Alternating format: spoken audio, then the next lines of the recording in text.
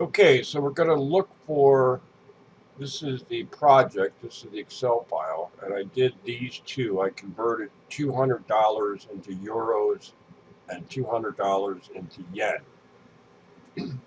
But I'm going to show you how very quickly to make get the correct symbol in here. So for euros, I want to make these euros, these are not dollars, and I want to make these yen. So the way you do it is I'm going to click on that. I'm going up to the top to currency up here. See where I am up here, currency? And if I go down to the bottom right-hand corner and click on it, it'll give me this screen. And here's the symbol. And if I just click on this symbol, I can find, in this case, euros,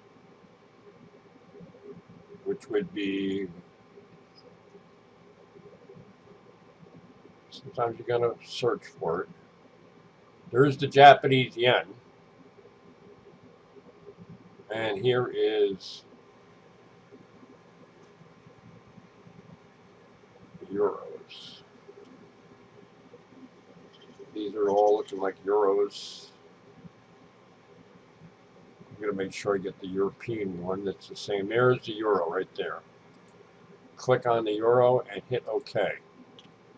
So it changed it. See over here on the left, it changed it into euros. Also, it's still currency. So you want currency and you want the correct symbol for what this is.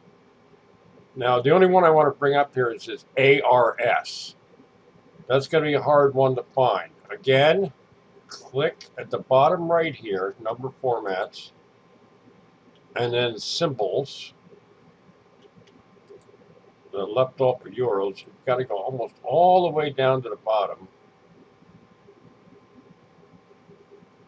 and look for those three letters.